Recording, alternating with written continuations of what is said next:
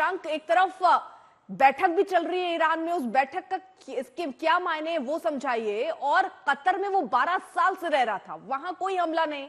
Iran जब पहुंचता है तेहरान में शपथ ग्रहण समारोह में शामिल होने के लिए हानिया, तब वहां पर हमला होता है। तो ऐसे में ईरान पर भी सवाल उठने शुरू हो गए।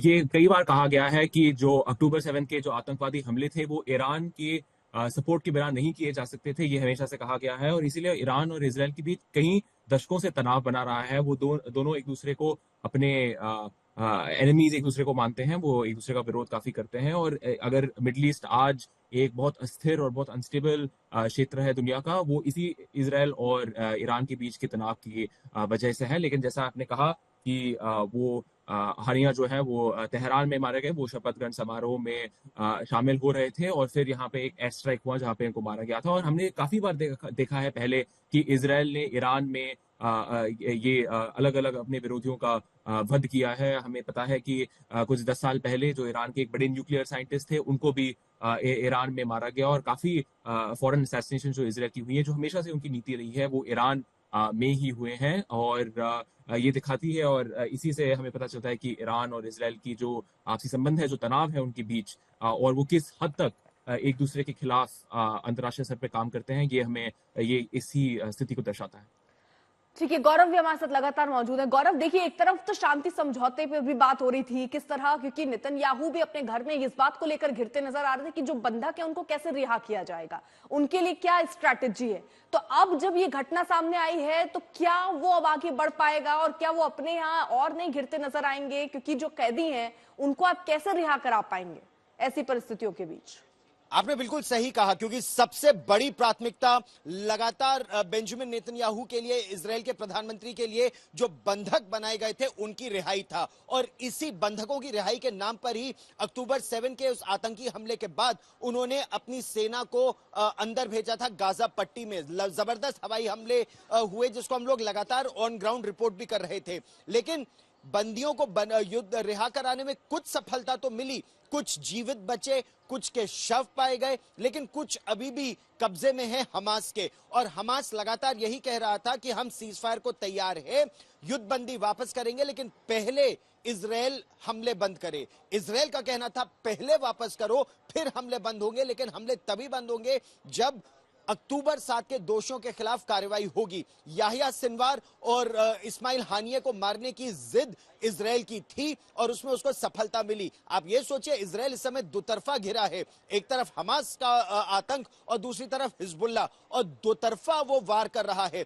उनके कई ड्रूज, जैसे 12 उनके बच्चे अभी मारे गए इजराइल के एक मिसाइल स्ट्राइक में जो हिजबुल्लाह की तरफ से आया। हूथी विद्रोही अलग उन पर मिसाइल दाग रहे हैं। यानी 3 तरफ से इजराइल पर हमले हो रहे हैं लगातार, और वो 3 तरफ के हमलों का जवाब भी दे रहा है। उसने फुआद शुक्र को मारा, जो एक बहुत बड़ा आतंकी समझा जाता है, एक तरह से चीफ मास्टरमाइंड और मिलिट्री कमांडर, मिलिट्री ऑपरेशंस का हेड था हिजबुल्लाह का, वो मारा गया है। और 3 दशकों से वो बहुत पावरफुल पोजीशन में था, उसको मारा एक प्रिसिशन स्ट्राइक में। इस्माइल हानिये को मारा। अब याहिया सिनवार पर नजर है, और इससे थोड़ी मजबूत स्थिति जरूर होगी इस समय बेंजामिन नेतन्याहू की। लेकिन अर्पिता, दबाव अभी भी इजराइल पर शांति समझौते के लिए है, अमेरिका में चुनाव से बिल्कुल पहले।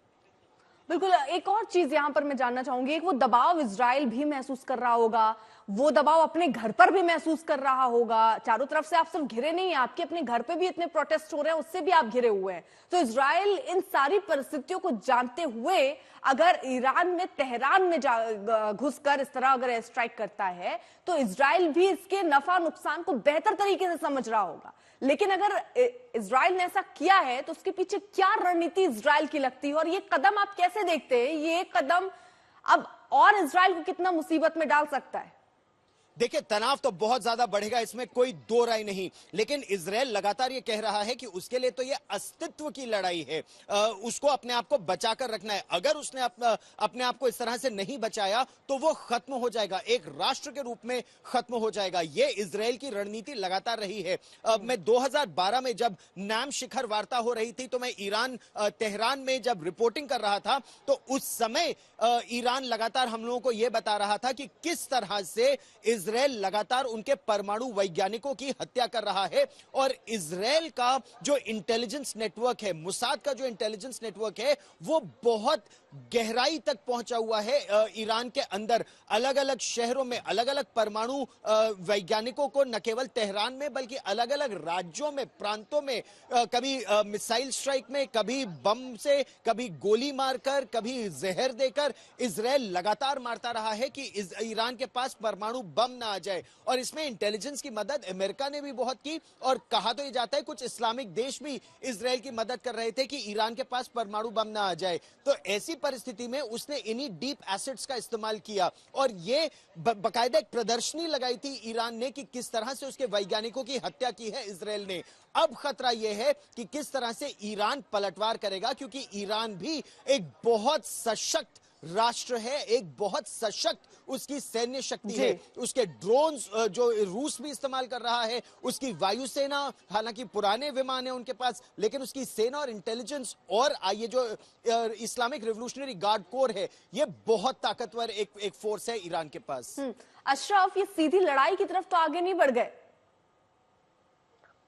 नहीं, बिल्कुल ये लड़ाई सीधी ही थी, लेकिन अभी तक ईरान जो है कहीं ना कहीं सीधे तौर पर अमेरिका से टकराने में, या इसराइल को एक बार हमला हुआ पिछले 9 महीनों के दौरान ईरान की तरफ से, जब जो इस्लामिक रेवोल्यूशनरी गार्ड के टॉप कमांडर को सीरिया में इसराइल ने मारा था। लेकिन अब जो है, अब कहीं ना कहीं ये बहुत स्थिति जो है बहुत बिगड़ गई है। सबसे महत्वपूर्ण जो इसका अंक है वो यही है कि नेतन्याहू अभी तक अपनी कुर्सी तो बचा पाए, इजराइल में सेना को अपने साथ रखे, लेकिन 9 महीने से युद्ध चल रहा है। क्या वो सेना को अपने साथ रख पाएंगे आने वाले चैलेंजेस के लिए जो ईरान की तरफ से खड़े किए जाएंगे? ईरान चुप बैठने वाला नहीं है, उसने बहुत कुछ जो है खोया है अभी तक इसराइल के साथ इस रसाकशी और लड़ाई में, और वो इस तरह इसराइल को अपने भीतर या अपनी राजधानी के भीतर घुसकर मन मर्जी से कत्ल करने के लिए जो है कहीं ना कहीं वो बर्दाश्त नहीं कर पाएगा। और यही कारण है कि जो ईरान के राष्ट्रपति हैं, पद संभालने के पहली बार उन्हें बैठक करनी पड़ रही है कि किस तरह से इजराइल के इन चुनौतियों का मुकाबला किया जाए। दूसरी तरफ जो 3H है, चाहे हिजबुल्लाह हो, हुतीज हो या हमास हो, और जिस अंदाज से हमास के मेन जो कमांडर हैं वो इस बैठक के बाग में है, वो उसका हिस्सा ले रहे हैं, तो जाहिर है कोई ना कोई ईरान की तरफ से हिजबुल्लाह, हमास और हुतीज की तरफ से कुछ एक ऐसा प्लान किया जाएगा जिससे इजराइल की जो मुश्किलें हैं वो बढ़ जाएंगी। क्योंकि पिछले 9 महीने के युद्ध के दौरान हमने 3 बड़ी महत्वपूर्ण चीजें दी।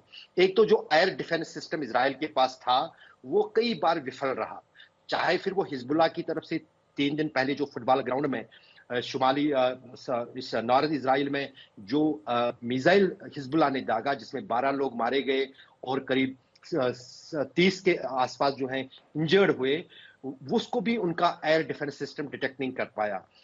दूसरा जो है एक ड्रोन जो कि हुतीज ने करीब 2000 किलोमीटर दूर से तल अवीव पे दागा, वो तल अवीव में जाके फटा और उसमें एक नागरिक जो अमेरिकन दूतावास के पास फटा था उसमें उसकी हत्या हुई है। तो जाहिर है कि इस तरह की कैपेबिलिटी शायद ईरान के पास या उसके हैंडलर्स या उसके जो हम प्रॉक्सीज कहेंगे पास है, जो इजराइल को काफी मुश्किल कर रही है। दूसरी सबसे बड़ी चैलेंजिंग बात जो इजराइल के लिए इस वक्त खड़ी हो रही है, अमेरिका में चुनाव होने वाले हैं। बाइडेन ने बहुत साथ दिया, लेकिन कमला हैरिस जो कि कैंडिडेट है वो जानती है कि मिडिल ईस्ट में जो लोकप्रियता बाइडेन की थी वो कितनी कम हो गई है। वो उसको वापस लाने के लिए कहीं ना कहीं इजराइल पर जो बाइडेन ने कोशिश नहीं की उसके हाथ बांधने के लिए या उसका रोकने के लिए, शायद ये उम्मीद जताई जा रही है कि शायद कमला हैरिस की तरफ से उस तरह के कोशिश की जाएगी इजराइल को रोकने के लिए कि इजराइल जो है किसी की नहीं मानता है दुनिया में। अब अमेरिका जिसके बलबूते पर